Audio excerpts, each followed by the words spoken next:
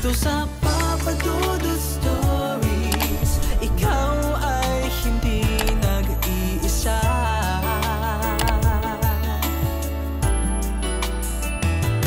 Dito sa Papa Dudut Stories, may nagmamahal. Ang kamatayan ay hindi kailanman matatakasan ni numan. Hindi natin masasabi kung kailan po ito darating sa atin. Kaya nga sulitin mo na ang mga bawat araw o gabing buhay ka. Dahil kapag dumating na ang iyong oras ay hindi ka manghihinayang at masasabi mong kontento ka kasi nagawa mo ang iyong mga dapat na gawin. Papa Dudut, tawagin mo na lamang ako sa pangalang Neil, 29 years old at nakatira dito sa Diparo, Caloocan City, kung saan ay kasama ko ang aking pamilya at mga mahal sa buhay. Sa totoo lang ay marami akong gustong ikwento sa inyo pero nag-decide na lamang po ako na ikwento na lamang sa inyo ang naging nakakakilabot na experience ko exactly 12 years ago. Papa Dudut, hindi naman ako salbahe o pasaway na anak. Hindi lang ako masyadong malapit sa aking mga magulang lalo na sa aking ama dahil sa sobrang higpit nila sa akin. Kaunting pagkakamali ko lang ay agad na pinapalo kaming apat na magkakapatid. At noong 10 years old ako ay natatandaan ko na hinataw ako ni Papa ng sinturon sa mukha ko, malapit sa tenga. Nagdugo yun at noong chinek up yun, lumabas sa resulta na nabasag pala ang eardrums ko. Kaya simula noon ay nagkaroon na ako ng problema sa pandinig. At yun din ang naging dahilan para lumayo na ang loob ko sa aking ama. Bagamat hindi naman ako naging pasaway na anak ay sinusunod ko pa rin ang mga utos nila. Pero yung sasabihin mong mahal ko at may care ako sa kanila ay wala na akong nararamdaman noon. Papa Dudut, naging malamig ang pakikitungo ko sa aking mga magulang. Oo, may respeto pa rin ako syempre. Pero hindi ko sila nasabihan ng I love you at miss ko na kayo. Ni pagyakap ay hindi ko ginawa. Alam kong napansin din nyo ng mga magulang ko pero hindi na nila ako kinausap tungkol sa pagiging malamig ko sa kanila, lalo na kay Papa. Ngunit isang araw, dumating sa pamilya namin ang isang malaking pagsubok. Nagkasakit noon ang aking ama na naging dahilan para huminto siya noon sa trabaho. Nagkaroon kami ng problema sa pinansyal at kinailangang huminto sa pag-aaral ang isa sa amin dahil hindi kakayanin ni Mama ang gastusin kung magpapatuloy pa kaming apat. Sa puntong yon, bilang pangalawa sa matanda, ako na ang nagboluntaryong tumigil muna sa pag-aaral. Hindi naman pwede ang Kuya Ergel ko ang huminto kasi matatapos na ito ng kolehiyo noong panahong yon. At dahil sa ako ang huminto sa pag-aaral, ako ang naatasan na sumama kay Papa pabalik sa aming ancestral house sa Malolos. Ako rin ang naatasang mag-alaga at magbantay sa kanya habang naroon. Nakagagalaw pa naman si Papa noon at nakakatayo. Pero syempre kailangan ng constant monitoring ng kanyang kalusugan. At yon ang tungkulin ko. Okay lang naman yon sa akin, Papa Dudut. After all ay magulang ko naman ang aalagaan ko. Natatandaan ko, mag-a-Abril noong lumipat kami ni Papa sa Malolos, Bulacan. Kami lang dalawa ang nagpunta doon dahil hindi kami pwedeng lumipat lahat dahil may trabaho si Mama at nag-aaral naman sa Caloocan ang aking mga kapatid. Hindi naman ako nanibago kasi dati na rin naman kaming tumira doon sa ancestral house. Normal lang ang lahat maliban lang siguro sa walang TV at walang broadband o wifi connection. Pero ayos lang yun sa akin dahil ako naman yung tipo ng tao na aktibo physically at mas gusto kong kumilos kesa ang humilata sa bahay. At yun nga, Papa Dudut, naging maayos naman ang pagsasama namin ni Papa sa ancestral house. Ako ang namamalengke, nagsisibak ng kahoy para panggatong. Ako rin ang nagdidilig at nag-aalaga ng mga pananim na gulay at naglalaba.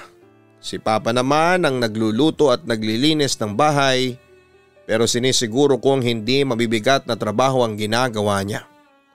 Maayos naman ang pagsasama namin at ni minsan ay hindi kami nagtatalo. At inaalagaan ko naman siya sa tuwing nanghihina ang katawan niya. Pero tahimik lang ako sa bahay kaya si Papa pa ang gumagawa ng paraan para makapag-usap at makapagkwentuhan kami. And for the first time ay hindi na siya naging istrikto at sa halip ay parang magtropa lang ang trato niya sa akin. Pero Papa Dudut, simula nang manirahan kaming dalawa sa ancestral house namin sa Malolos, ay nakapansin din ako ng kakaiba sa mga ikinikilos ng aking ama. Mababaw lamang ang kanyang tulog at palagi siyang nagigising tuwing madaling araw. Naabutan ko siyang palagi nakaupo sa kanyang tumba-tumba at nakaharap sa pinto ng aming kwarto. Nakatingin siya sa kawalan. Nung una ay binabaliwala ko lamang yon, pero isang gabi ay muli akong naalimpungatan at naabutan ko siyang nakaupo ulit sa kanyang tumba-tumba habang malungkot na nakatingin sa akin. Pa, may problema po ba kayo? May masakit po ba sa katawan ninyo? Kaya hindi na kayo makatulog? Concerned na tanong ko sa kanya. Nung una hindi kumikibo si Papa sa akin at nanatili lamang itong nakatingin sa akin. Mamayang kaunti ay bumaling ito sa kanyang kaliwa kung saan ay naroon ang pinto ng kwarto. At doon ay may sinabi siya sa akin na nagpataas ng balahibo sa buong katawan ko. Nandito sila. Sinusundo na nila ako. Misteryosong wika sa akin ni Papa. Nung una ay nagtaka ako sa sinabi ng aking ama. Sinong sila o si Sako? Nandito ang Lola Merced mo, ang Lolo Intoy mo, ang Tita Vina mo at yung pinsan mong si Roger. Sinusundo na nila ako. Sagot niya sa akin. Pero patay na po sila pa. Naibulalas ko sa sobrang takot. Kaya sila nandito kasi gusto na nila akong isama. Sagot ni Papa sa akin. Pagkatapos ay muli siyang lumingon sa akin. Huwag kang matakot. Hindi ka nila sasaktan. Pagpapatuloy pa niya. Nakaramdam ako ng takot habang nakatingin sa pinto kung saan ay sinasabi ni Papa na naroon ang kanyang mga sundo. Pa, huwag niyo naman akong takutin. Hindi po kayo mamamatay, ang sabi ko pa sa kanya habang naiiyak. Kaya nga sabi ko sa kanila ay huwag muna nila akong sunduin. Kasi gusto ko pa kayong makasama ng matagal, dagdag pa niya.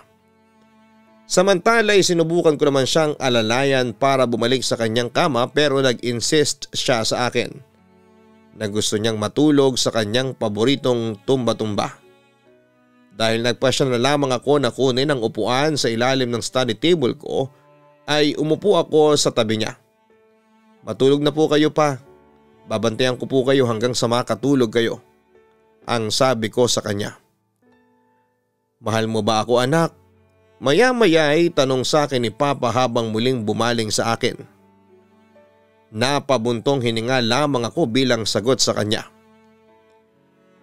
Nakita ko naman ang lungkod sa mukha ng aking ama. Alam kong hindi mo ko mahal anak. Alam kong galit ka pa rin sa akin sa ginawa ko sa iyo kaya ka nabingi. May pagsisising wika ni Papa sa akin.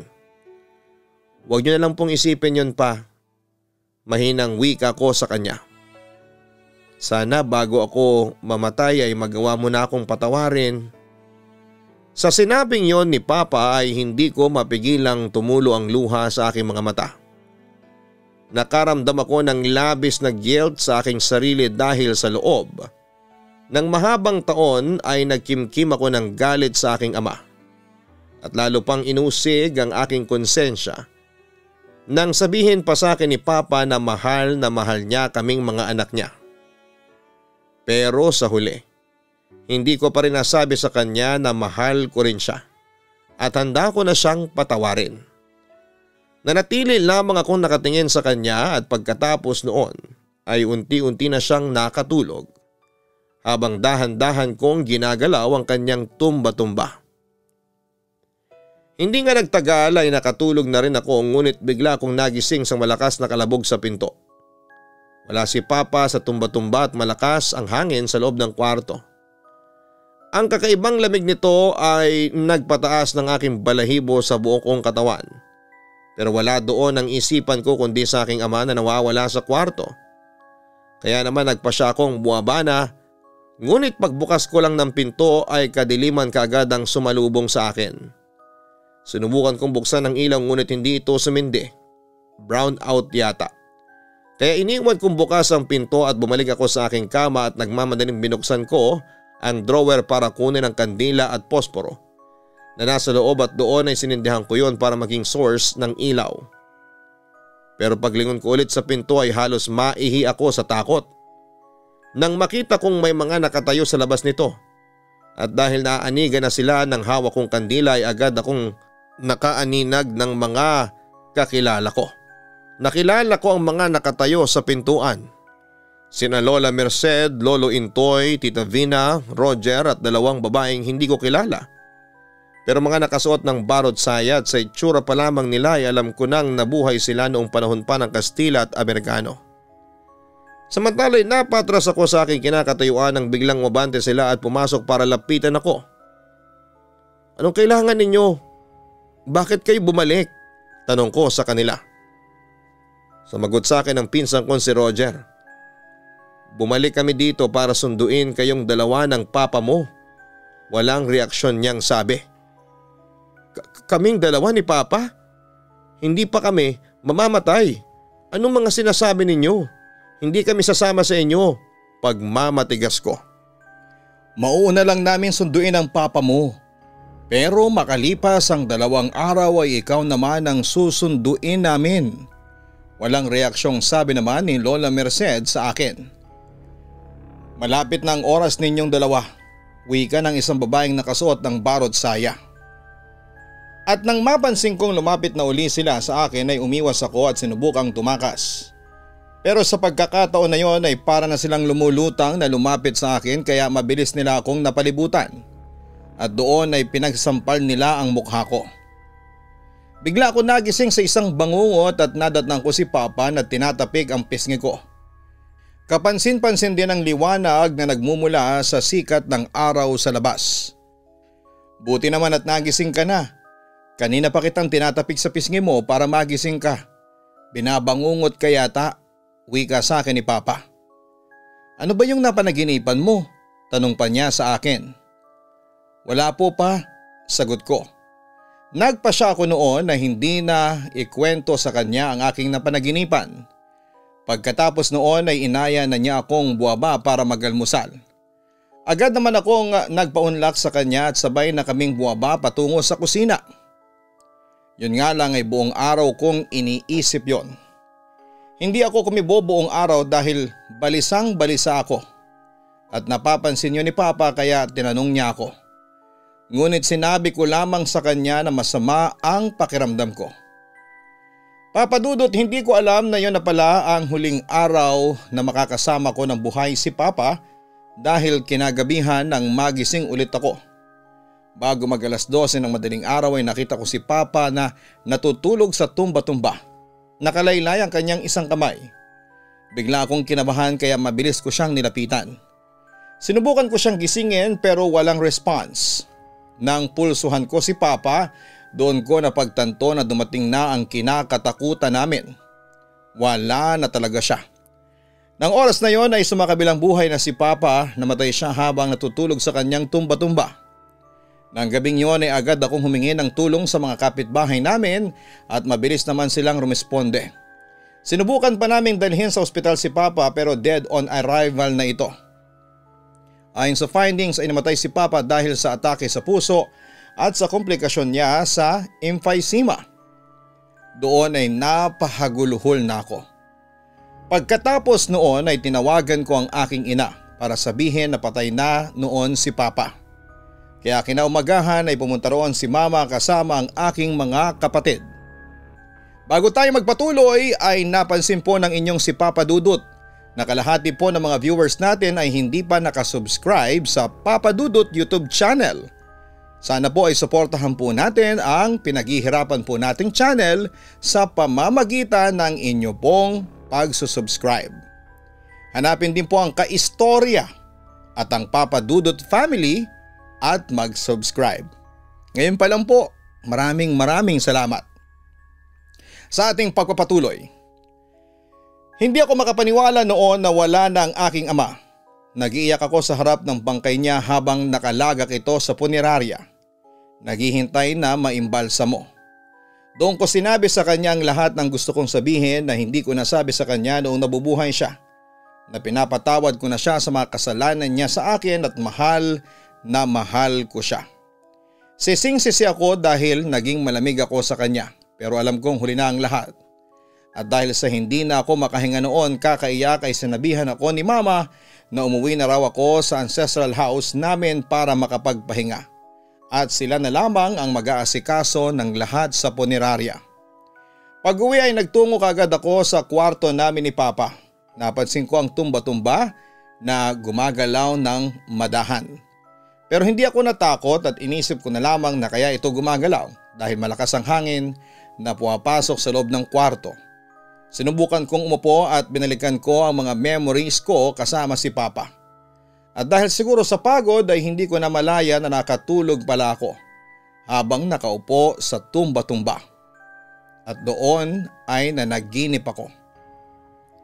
Naglalakad daw akong mag-isa sa isang stone wall na parang ang hagdanan ay ang sa Intramuros or 100 steps sa Baguio. Kaso ito yung hagdang nakadikit sa wall. Medyo mataas daw yung inakyat kong stony steps at sa unang tingin mo pa lamang, alam mo nang nakakapagod yon. Noong natatanaw ko na daw yung pinakatuktok ng inaakyat ko, may naaninag akong dalawang tao na nakatayo sa pinaka-last step. Lalaki at babae. Habang papalapit na ako ay naaninag ko ang itsura nila. Yung lalaki ay nakabarong na puti at black na pants. Si babae naman ay nakabarod saya na malapamaypay yung manggas ng shoulder. At meron din siyang suot na belo na pangsimba na kulay puti. Nang malapit na ako sa kanila ay kinabahan na ako. Kasi hindi na tumitigil yung mga paa ko sa paghakbang maski gusto ko na raw na tumalikod at tumakbo pabalik. Nakaramdam ako na automatic na yung pag-akyat ko. Noong nasa top na ako ng step, yung babae at lalaki ay nakita kong agnas ng mukha at katawan. As in yung maalikabok na. At nung dumaan daw ako sa pagitan nilang dalawa ay sabay nila akong hinawakan sa magkabilang balikat at doon ay nagulat ako nang parang itulak nila ako ng patalikod. Bali ako at ang dalawang yon ay kasabay kong nahuhulog. Mahigpit ang pagkakahawak nila sa aking balikat as in free falling na kami. At sa sobrang bilis ng pagkahulog ko, madilim na daw yung paligid at kapag tinitigan ko, ang isa sa kanila ay nakatingin din sa akin yung empty sockets ng mata nila. Gusto kong magmura or sigawan sila. Pero pag ina-attempt kong parang may dumadaga na mabigat sa sikmura ko so habang humihinga ako at nag-exhale ay sumisikip yung sikmura ko so nawalan na ako ng hangin. Ang pinakatamang sample siguro is pag nilingkis ka ng sawa. Ayoko mag-give up the time pero sa panaginip ko ay paubos na yung hangin ko at padiin yung nasa sikmura ko. At pabilis ng pabilis yung pagbagsak ko sa patalikod so yung dalawa is bumagsak ng paharap. Out of nowhere ay nadinig ko na may sumisigaw. Unay mahina siya, almost ngongong bulong lamang. Hanggang sa naging comprehensible na yung lakas niya. Agad kong nabosesan yon si Papa. Neil, gising, gumising ka na. Huwag kang magpapatalo. Wika ng boses ni Papa na umaalingaw-ngaw sa tenga ko. Hindi mo pa oras kaya lumaban ka, dagdag pa niya. With those shouts ay bigla akong nagising pero para akong paralyzed ng ilang segundo. Parang yung tagiliran ng tiyan ko ay sobrang sakit na parang may pulika tapos yung hangin ay parang doon lang ulit pumasok sa katawan ko kaya naduduwal akong nauubo. Honestly, umiiyak ako noon dahil alam kong tatay ko yung sumisigaw. Iniligtas pa rin niya ako kahit sa huling sandali.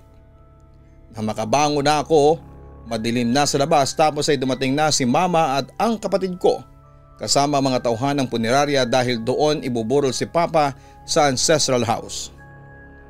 Nagulat sila sa itsura ko kasi halos putla at bluish ang kulay ko at basang-basa ng pawis. Nagsusumigaw ang isa kong kapatid noon nang bigla akong mawala ng malay.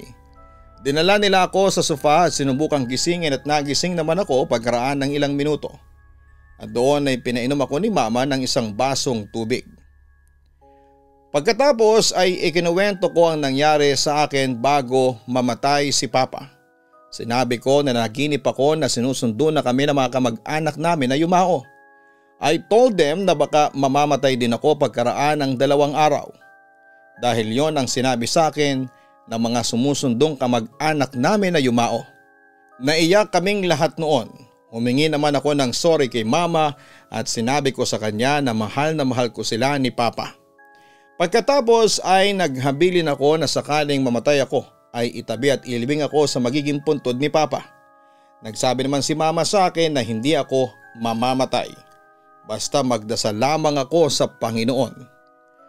At yun nga Papa Dudut, lumipas ang mga araw, buwan at taon. Pero wala namang sumundo sa akin. Nagpasalamat ako sa Diyos dahil hinabaan niya ang aking buhay at nagpapasalamat din ako kay Papa dahil alam ko na kahit nawala na siya sa mundong ibabaw ay patuloy pa rin niya akong binabantayan. At lumipas pa nga ang mga taon, sa ngayon ay 29 years old na ako, may trabaho at masayang-masaya ako kasi kasama ko pa rin ang aking ina. May sarili na rin akong pamilya, ganon din ang mga kapatid ko. Pero madalas pa rin kaming nagre-reunion lalo na kapag birthday ni Papa. Doon kami nagsa-celebrate sa ancestral house namin sa Malolos. At kahit na matagal nang wala si Papa sa mundong ibabaw ay ramdam na ramdam ko pa rin ang kanyang pagmamahal at ang kanyang presensya. Papa Dudut, hanggang dito na lamang po ang ikakwento ko sa inyo at sana'y mabasa niyo po ito at mapiling i-upload sa inyong mga channels. Abangan ko po ito basta ang may papayo ko lang sa mga nakikinig ay sulitin po ninyo ang mga araw at pagkakataon na kasama ninyo ang mga mahal ninyo sa buhay. Dahil oras na mawala sila ay saka ninyo marirealize ang kahalagahan nila sa inyong buhay. Mahalin nyo sila at ipakita ninyo na may care kayo sa kanila. Para kapag dumating na ang oras na lumisan na sila ay hindi kayo mabubuhay sa panghihinayang at guilt. Muli maraming salamat, God bless and more power. Lubos na nagpapasalamat, Neil. Sa lahat po ng ating mga ka-online, huwag kalimutan na mag-like, mag-share at mag-subscribe. Napansin po ng inyong si Papa Dudut na majority po or kalahati ng mga viewers natin ay hindi pa nakapag-subscribe. Kaya ano pang hinihintay ninyo, mag-subscribe na. Hanapin din po ang Kaistorya YouTube channel at ang Papa Dudut Family YouTube channel. Maraming salamat po sa inyong lahat. Ang buhay ay mahiwaga, laging may lungkot at saya. Sa Papa Dudut Stories, laging may karamay ka.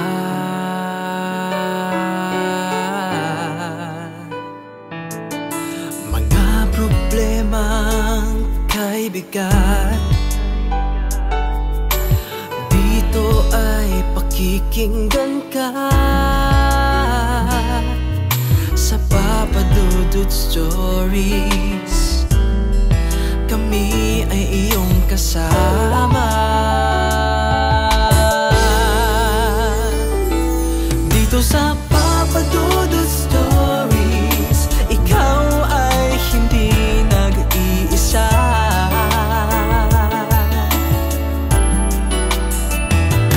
Dito sa Papa Dudut Stories, may nagmamahal sa'yo.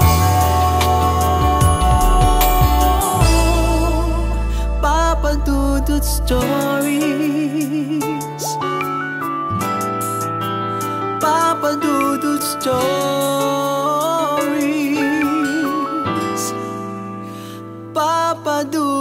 Stories.